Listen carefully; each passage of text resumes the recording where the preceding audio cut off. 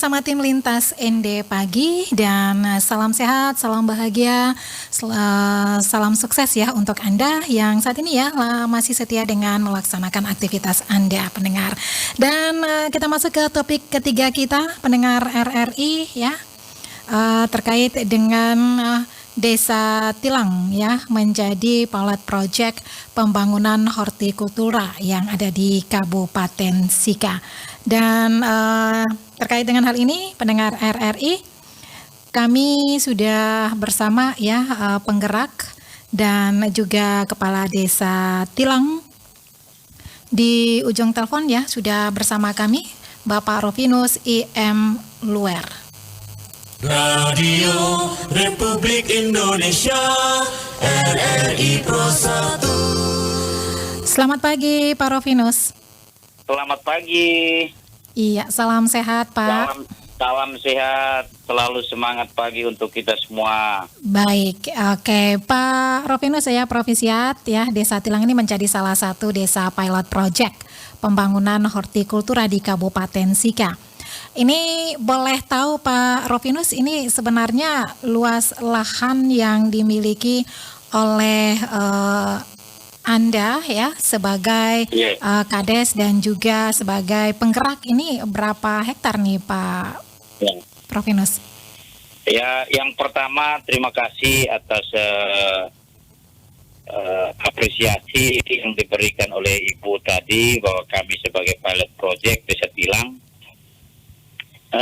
Di Tilang itu luas lahan yang saya miliki sendiri untuk pengembangan horti sebelum pilot project ini masuk, pilot program ini, project ini, pilot itu masuk, itu luas lahannya saya itu 7 hektar. Dari 7 hektar itu saya kembangkan semua. Sehingga dari pengembangan horti yang 7 hektar yang punya saya sendiri itu saya jalankan bersama dengan Yayasan Bina Tani Sejahtera. Maka ketika Yayasan Bina Tani Sejahtera dipercayakan lagi oleh Ganesha Foundation untuk menjalankan program youth bagi petani-petani muda di usia 18 sampai 25 tahun. Kami diberi kepercayaan untuk 46 pemuda Desa Tilang itu bekerja di lahan mereka masing-masing.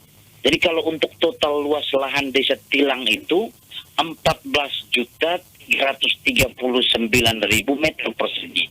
Dari 14.339.000 meter persegi itu ada sekitar 15 sampai 20% kami berada di daerah bantaran aliran Sungai Nangablo, sehingga potensi pengembangan hortinya sangat bagus.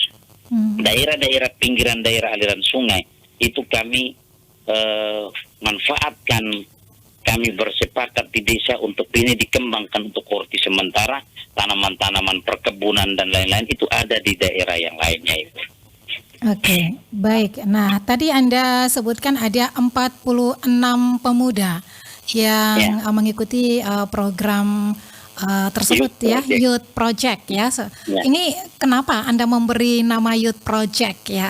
Mungkin ada alasan apa, karena diikuti oleh kaum muda atau ada petani-petani lain seperti itu Pak Rovinus? Ya, Youth Project ini kan maksud kita itu kita prediksi Badan Statistik di 2060 itu petani-petani kita akan hilang. Itu kalau datanya. Baik. Data statistik loh.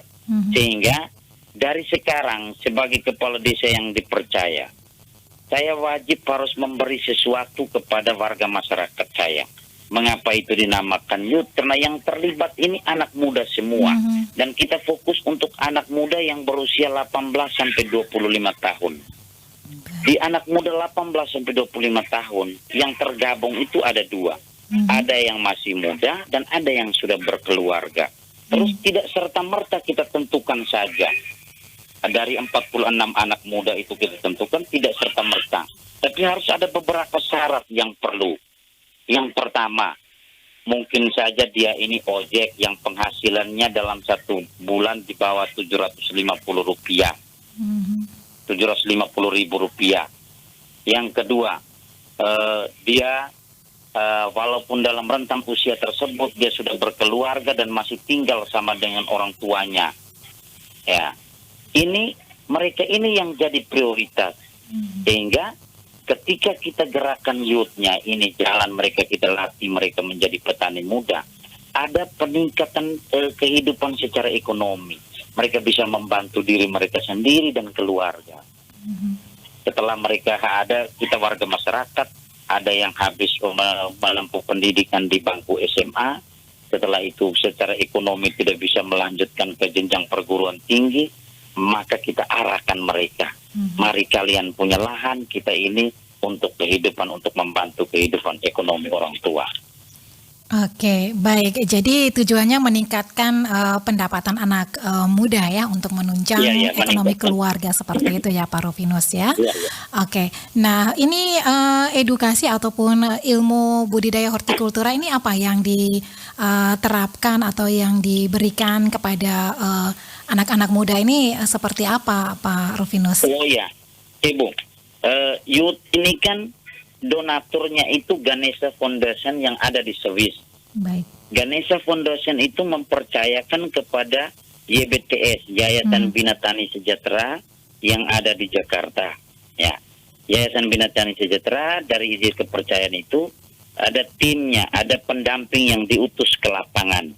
Jadi tugasnya pendamping ini datang memberi ilmu bagaimana budidaya horti yang baik kepada petani-petani muda. Setelah dibekali ilmu, jadi petani dia tidak langsung bekerja, tapi dia dibekali dulu bagaimana mempersiapkan lahan, bagaimana proses pemilihan benih, bagaimana proses ini penanganan hama penyakit, bagaimana proses pemupukan, itu dilatih dulu. Jadi sembari berlatih, sembari itu langsung praktek di lapangan. Ya, jadi ada pendamping dari Yayasan Bina Tani Sejahtera itu yang setiap hari berada di lapangan. Terus mereka ini didata semua. Ya. Baru-baru dalam proses itu kita youth project ini untuk di Indonesia itu hanya ada di kita 3 kabupaten di NTT. Ya, Kabupaten Sika, Kabupaten Sika dengan 3 kecamatan. Kecamatan Nita itu pilot projectnya ada di Tilang. Kabupaten ini Ende itu ada di Wolowaru. Kabupaten Flores Timur itu ada di Wulanggitang. Jadi ini tiga kabupaten yang ditentukan untuk menjadi pilot project kegiatan hortikultura dari youth ini. Yang membedakan antara Tilang dan yang lainnya, di Tilang itu dari satu kecamatan itu hanya ada di Tilang. Sementara kalau ada misalkan kalau Kabupaten Ende, Kecamatan Wolowaru, ada terbagi dalam beberapa desa. Ya. Begitu juga di Wulanggitang. Kalau di sini fokusnya satu saja ada di Tilang, karena Yayasan Bina Tani Sejahtera sebagai ini programnya yang menjalankan itu, dia melihat perkembangannya horti dengan didukung oleh daerah yang potensial, maka mereka memutuskan ada di Tilang. Oke. Baik, Pak Rufinus, kami juga dengar informasi bahwa ada tim ya yang akan melakukan pemantauan di Desa Tilang ya. Ini sebenarnya mau melakukan survei atau penilaian seperti apa nih untuk Desa Tilang tersebut, Pak Rufinus? Oh ya, kalau pagi hari ini mungkin sejam lagi ya dari sekarang, tim penilai lomba desa tingkat provinsi NTT akan datang menilai di Desa Tilang. Mereka datang ke Desa Tilang karena Tilang di tahun 2022 ini melalui SK Bupati Sika dinobatkan sebagai desa terbaik dalam proses pengadministrasian, pelaporan dan pelaksanaan pembangunan serta pemberdayaan.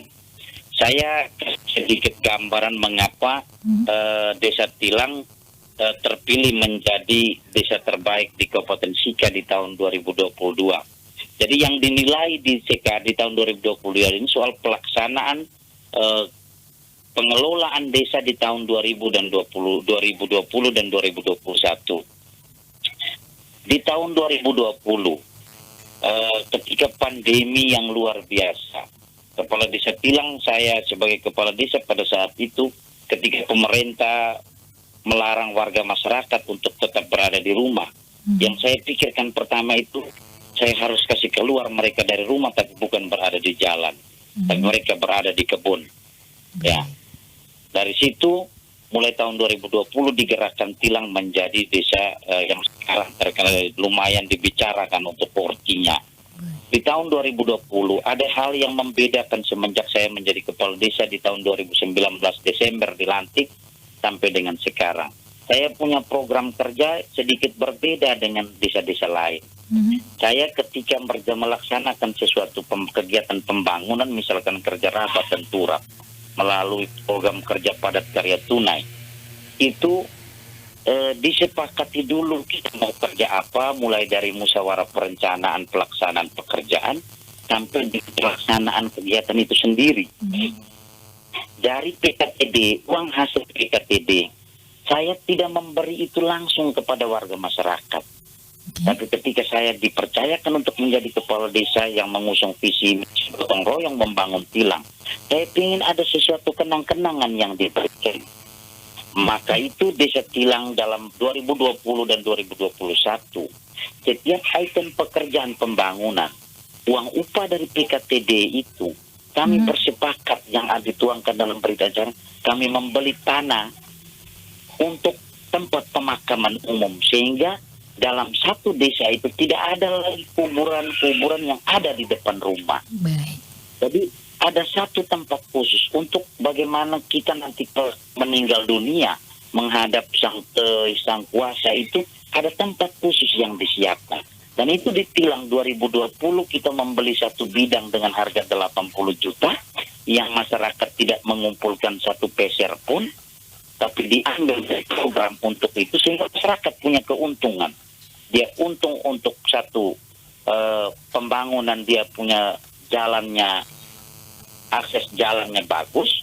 Untung yang kedua dia memiliki lahan, dan untung yang ketiga dia mendapatkan uang dari kerja tersebut. Oke. Ya, Baik. pola ini yang tidak ada di desa lain, hanya ada di Tilang, sehingga ini menjadi satu keunggulan bagi kami. Baik, ini 2020 kita beli satu bidang untuk tanah pekuburan umum.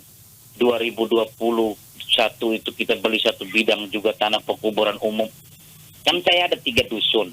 Dusun Ribang sudah ada tanah pekuburan umum, Dusun Tilang ada tanah pekuburan umum, tinggal satu dusun yaitu Dusun Guhi yang harus diadakan lagi tanah pekuburan umum. Oke, baik Pak Rovinus, ya semoga ini bisa menjadi inspirasi ya bagi kades-kades lain ya yang ada di Flores seperti itu ya, untuk bisa pemanfaatan dana yang baik. Dan Pak Kades, tentunya pendengar juga ingin tahu ya, dari 46 pemuda-pemudi yang juga diikutkan ya sebagai petani milenial ya, boleh dikatakan demikian.